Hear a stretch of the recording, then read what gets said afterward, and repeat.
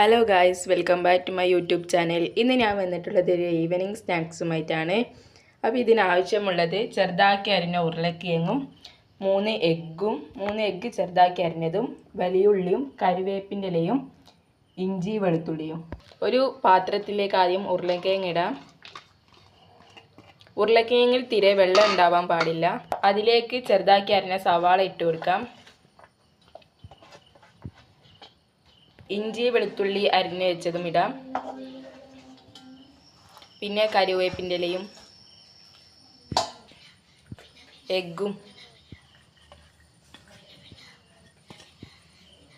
3 table spoon ഗോതമ്പ് പൊടി ഇടുക. അതിലേക്ക് 2 ടേബിൾ സ്പൂൺ കടലപ്പൊടിയും 1 ടേബിൾ സ്പൂൺ മഞ്ഞൾപ്പൊടി 1 ടേബിൾ സ്പൂൺ മുളക് പൊടി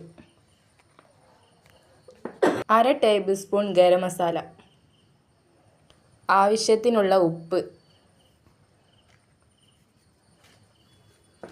1/2 ടേബിൾ സ്പൂൺ ചിക്കൻ പൊടി.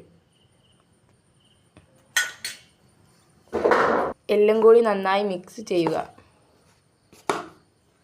1/2 ഗ്ലാസ് വെള്ളം ഒഴിച്ച് മിക്സ് ചെയ്യുക. നിങ്ങൾക്ക് വേണമെങ്കിൽ ബോൾ ഷേപ്പിലാക്കാം. ഞങ്ങളിപ്പോൾ ഇങ്ങനെയാണ് ആക്കിയിട്ടുള്ളത്.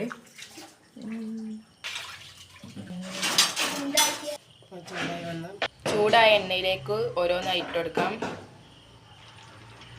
അപ്പം എല്ലാം പൊരിച്ച് കഴിഞ്ഞിട്ടുണ്ട്.